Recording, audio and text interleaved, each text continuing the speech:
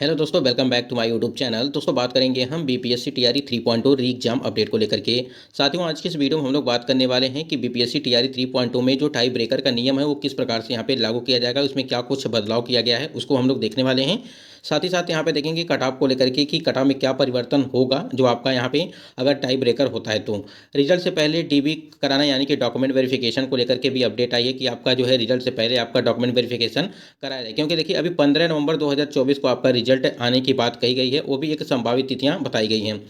और इसमें हम लोग देखेंगे कि कितने नंबर वाली कैंडिडेट यहाँ पे सेफ हैं। अगर आपके उतने नंबर आ रहे हैं तो आप सेफ हैं। उसमें जो है आप डॉक्यूमेंट वेरिफिकेशन के लिए यानी कि डीबी के लिए जो है तैयारी बना करके रखें। तो इसमें चलिए एक बार देखते हैं और सभी चीज़ देखेंगे यहाँ पे कि क्या कुछ ऑफिशियल है उसको भी यहाँ पे देखने वाले हैं। सबसे पहले हम लोग देखेंगे कि टाई ब्रेकर के नियम में और जो है यहाँ पे रिजल्ट से पहले डीबी की जो मांग चल रही है उसको लेकर के वीडियो को जो अंत तक देखिएगा। और यदि आप चैनल पर पहली बार विजिट किए तो चैनल को भी सब्सक्राइब करके बेल आइकन को प्रेस कर लीजिएगा, जिससे हर लेटेस्ट अपडेट आपको समय से मिलती रहेगी।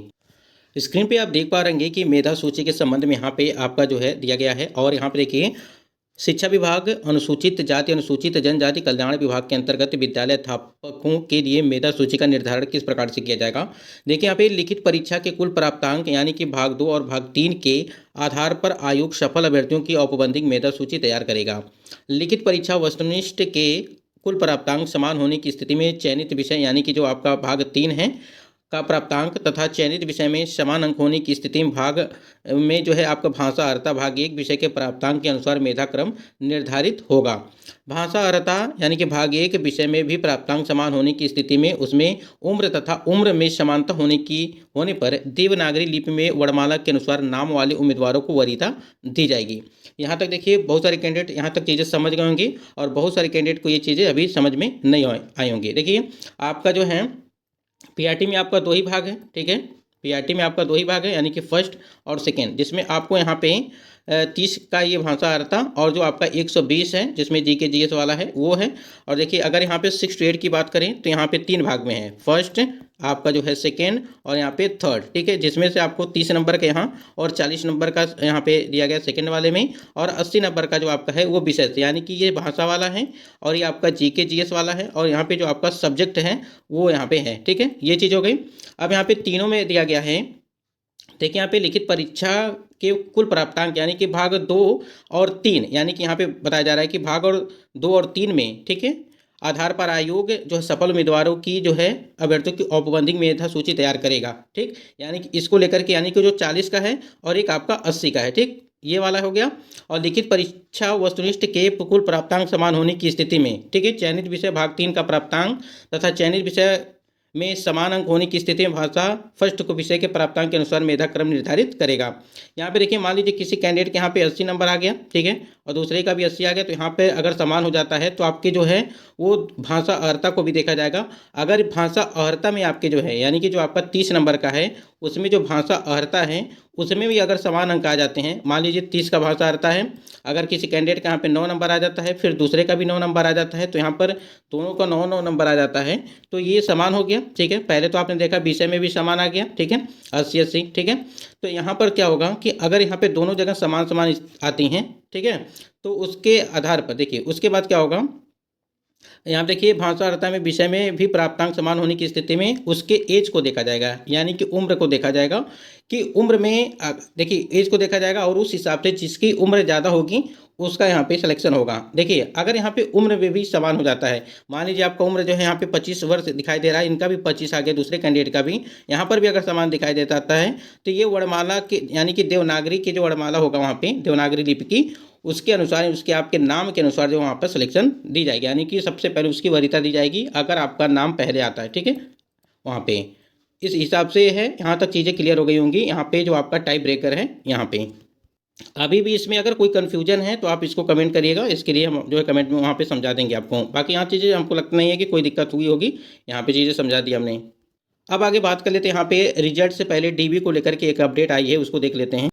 स्क्रीन पे आप देख पा रहे हैं अभ्यर्थियों ने की टीआरई 3 रिजल्ट से पहले डीबी की मांग। इसके पहले भी देखिए 1 कैंडिडेट 1 रिजल्ट को लेकर के मांग की गई थी और इसके पहले एक और अपडेट आपकी आई थी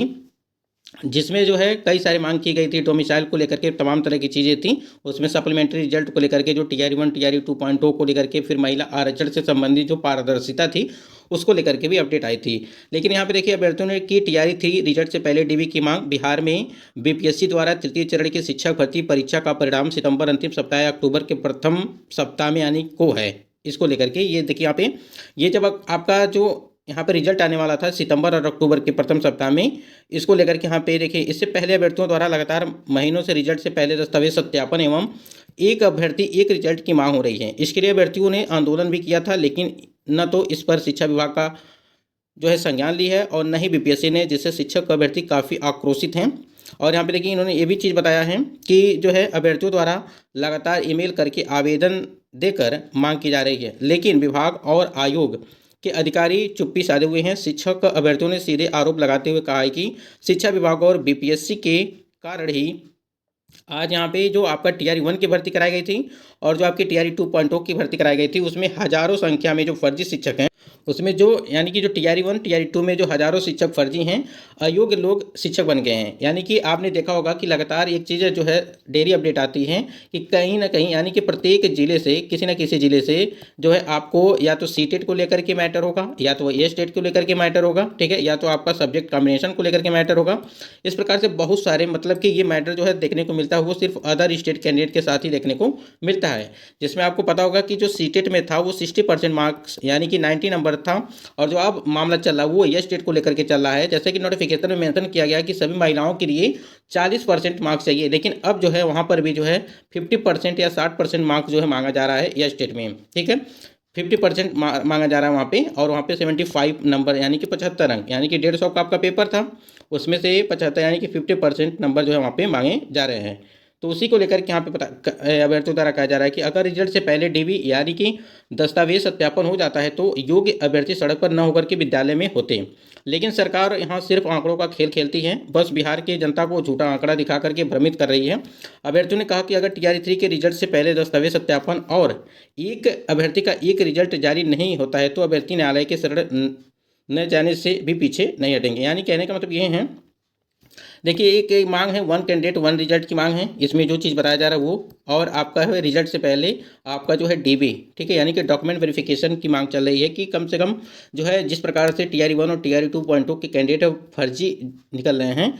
वो सारी चीज़ें रोकना है तो आपको डॉक्यूमेंट वेरिफिकेशन करा लेना चाहिए, यानी कि रिजल्ट से पहले। और देखिए 15 नवंबर तक आपको बताया गया है कि 15 नवंबर तक एक संभावित तिथियां बताई गई हैं कि आपका TRE 3.0 का रिजल्ट दे दिया जाएगा। और आपने आज के जो है जो लेटेस्ट अपडेट आई थी वो TRE 4.0 को लेकर के आपका जो है विज्ञापन भी अगले महीने हो सकता है कि जारी कर दिया जाए, जिसमें 1,38,000 या 33,000 के आसपास जो आपकी वैकेंसी है वो भी देखिए भरने की बात कही जा रही है। फिलहाल अभी तक कि TRE 3.0 क्लियर ही नहीं हुआ, फिर उधर जो है TRE 3 क्लियर नहीं हुआ, और TRE 4.0 का जो है यहाँ पे रिक्तियों को लेकर के जो है नोटिस जारी की।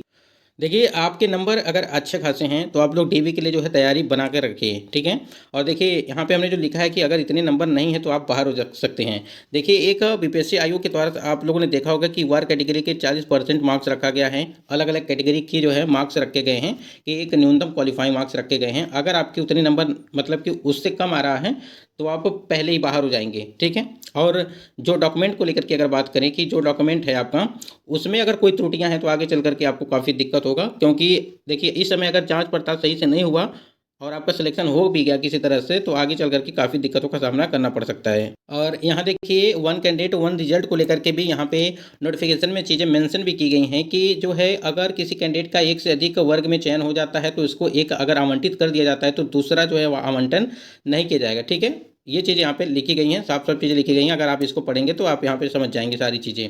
ठीक है। देखिए यहाँ पे एक पद ही आवंटित किया जाएगा, किसी एक अधिमानता के संवर्ग आवंटित हो जाने के पश्चात शेष अन्य संवर्गों में अभ्यर्थित्व पर विचार नहीं किया जाएगा। जब अभ्यर्थित्व पर विचार नहीं किया जाएगा तो जो सीटें खाली हो रही हैं उसके नाम से तो उस पर किसी दूसरे कैंडिडेट का रिजल्ट देना चाहिए, ठीक है, उसका यानी कि जो योग्य कैंडिडेट है उनका चयन होना चाहिए। जो चीज़ें नोटिफिकेशन में मेंशन की गई कम से कम उसका जो है पालन किया जाए। इसके पहले आप लोगों ने देखा कि TRE 2.0 की भर्ती में जो है भाषा अर्हता को समाप्त कर दिया गया, जिससे आज जो RTI के द्वारा तमाम तरह की नोटिस जारी की गई जा रही हैं कि जो है भाषा अर्हता में जो है किस किस सब्जेक्ट में कितने कितने कैंडिडेट जो है भाषा अर्हता में फेल होते हुए भी आज नौकरी कर रहे हैं। तो ये सारी चीज़ें कम से कम उस चीज़ को ध्यान देना चाहिए